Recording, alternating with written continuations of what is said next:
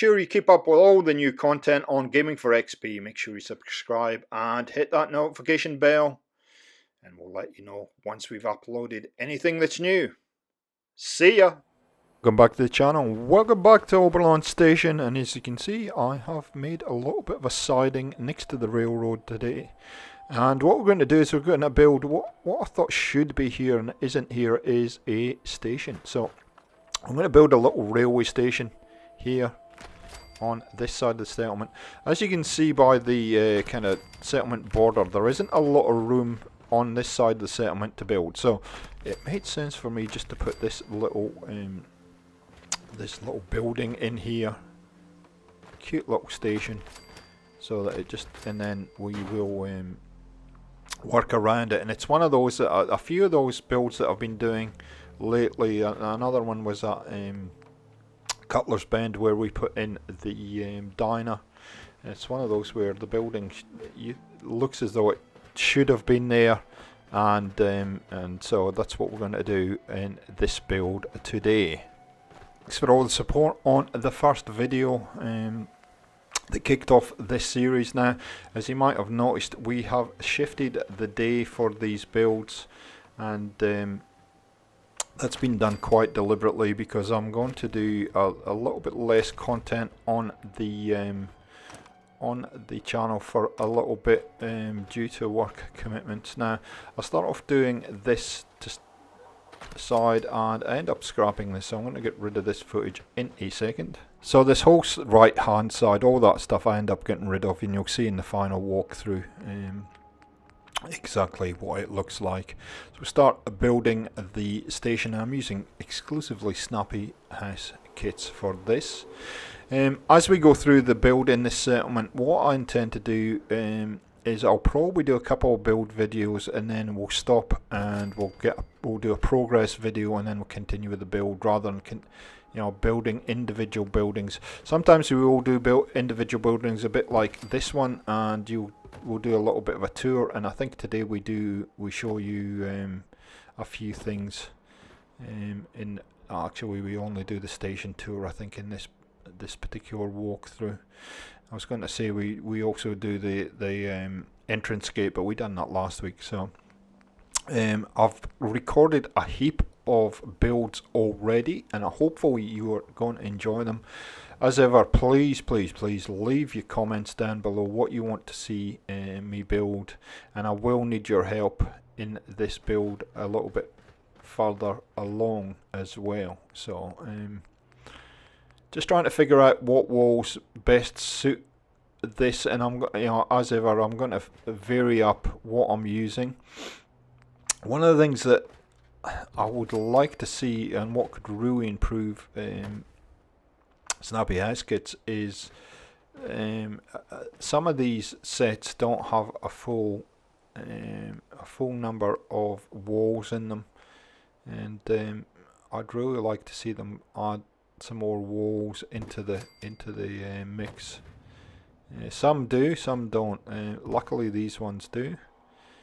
Now the reason I have to do that is because that's right on, you can see the green line there, so that's sitting outside the border a little bit, hence why that's not going to snap straight in. So I just got to persuade it into place. Of course you can rag glitch it or do whatever you need to get that to fit in there with your own builds. But that's what happens when you build right on the edge of the border. So yeah, some of them don't have these half walls, and so I add them in. Now I end up going with the bricks as well as in combination with these. Now there are these cappings. You see the gap before. Love these cappings. And again, that's another feature of Snappy House kits, that you have to add those cappings, but that's fine. Once you understand that you have to do that and you understand where they are, it's not such a big drama. And this actually goes together pretty nicely, pretty easily. Very important just to walk back and have a look at what it looks like and where it's heading, and make sure everything's kind of working the way you want it to work. And you can see I get distracted easily again.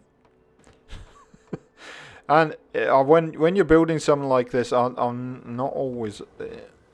I kind of have the idea in my head, and I've said this many times as well. I have an idea in my head, but I don't always know what pieces are going to fit where. And you know, here I was looking at maybe extending the station building all the way along. The solution I come up with in the end is I like much better. You see, I'm thinking about extending it.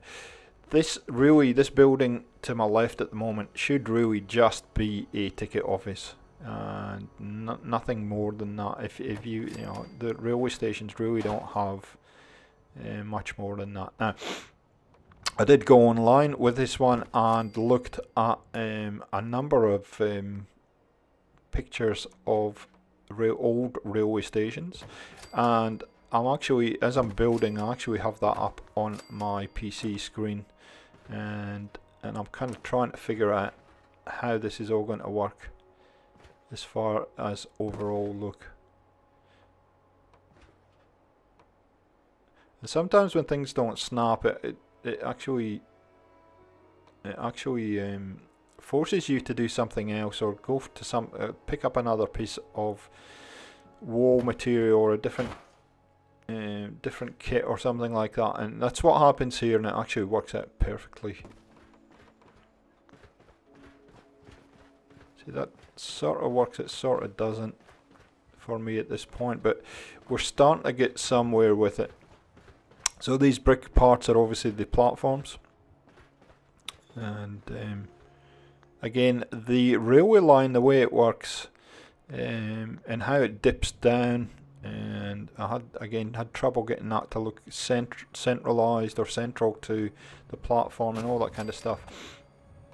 I actually did have a railway carriage on it at one point, and yeah, I've tried all kinds of stuff here, but just because it dips down, it just didn't really work. Now that looks, see, now we're starting to get some of that. Looks, yeah, that works well. I like that.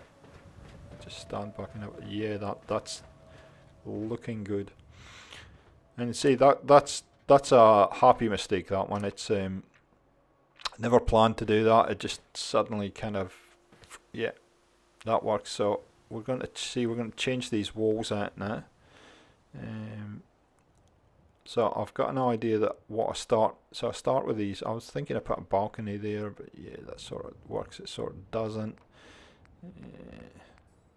We're going to use this old fencing because I think it all works with the kind of, certainly works with the look of the station and the age I'm going for and all that kind of stuff. It's age appropriate for the building. There we go. Flip it around. There we go. So here's the first idea. You'll see where this ends up in a while. But it's when you're building like these kind of buildings, things just start to happen. You kind of go with one idea, and then it just starts to morph into something else, and eventually you'll get to the finish point and it all works. It looks okay, but I'm not sure about that being all open like that. I think we actually need to put some walls in there, and that's what ends up happening. We leave a little bit of this open, but you can see it is definitely coming together very nicely. And this is just a continuation after I've done the Abernathy Asylum, and if you haven't seen that build, I will leave a link to that build fairly shortly, maybe about now. So it kind of continues that deep dive that I'm having with Snappy House Kits, and I'm looking for different kind of materials and just continuing to find elements and parts in Snappy House Kits that I can use in different ways. So again, this is the same kind of story. I probably need to get rid of that railing that's glitched into there, but anyway. Yeah, that works much better for me now. And so let's see what we can do. We probably need some supports there. We'll have a look and see if there's any columns that would kind of fit into this. And I think these all tend to be a bit too big. They end up being a bit too tall. So we'll maybe have to go into somewhere else to find some pillars there. And I think the warehouse tab's probably the best one. With those, I know it's got some metal pillars that would suit this build very well. So you can see we've got a combination of kind of wood on the little station. We've got some metal happening with the roof, and then we have some bricks behind us as well. And so it all is working fairly nicely together. So let's see what we've got. And that one not quite tall enough. Maybe the next size up. Yeah. Yep. Yep. That works. That works. And that's always the balancing act, to try and figure out all your different materials and how they're going to blend together to make your finished building. Maybe put that one there and then one there. Let's have a look and see what that looks like. Yep, that pillar closest to us, probably we don't need that one. But anyway, no, that's we're getting somewhere. Not sure where we're going. It's certainly moving in the right direction, I think. So if you've watched the channel before, or if you've watched it for quite a while, you will know that I have a kind of nemesis, a nemesis that I struggle with, and it's called roofs. And we're about to do some roofs on this station, and I don't know why in Fallout 4, but roofs are not my friend. They never have been, they probably never will be. But anyway, this actually fits pretty well, surprisingly enough. Generally that never happens, but anyway. There you go. It's weird how that will snap when you have a slightly different angle on it. There we go. It's going to be a little ticket office in there. And then now we have to find a roofer on here. So I think I end up using some of these the church kit roofs for this. Those ones there. Yep. See, that pops on there quite nicely, and it's exactly what I'm looking for. I'm going to need a ladder though, so I'm going to have to borrow a ladder from somewhere. Just to get up onto the roof. And I generally use these ones from the warehouse tab, because I don't know, they just seem to be the ones that are best suited to the job. Take that roof up there, and that should just snap straight onto there. Now you can see, there we go. That never happens. Now there are end pieces for this roof, and they should just snap straight into position. Of course, because it's me, they won't snap straight into position. Of course they won't. I'm going to have to persuade them in. I think one does, the other one doesn't. And this is always the drama. There you go, right there. This is always the drama when you're doing roofs as well. Is finding these end caps. And again, now a lot of, even Bethesda, I don't know why they don't. They make these roofs so complicated, or maybe it's just me, and it probably is just me, but anyway. That should just snap in there, and it doesn't, and I understand why, because that's what it's for. Anyway, we can persuade that in there, and then we'll tweak it. See, it's sitting a little bit. See that suddenly just snapped? Don't know. The roofs in this game just don't like me, but anyway. And you would think, okay, having seen that, go, okay, let's place this down, and then we'll just do the same trick. There we go. Bingo. And that is probably the easiest roof I've ever done in my building career. There we go. And so that just gives that a little bit more contrast, and it does sell the fact that that is an old station. Now I want to get rid of this stuff here.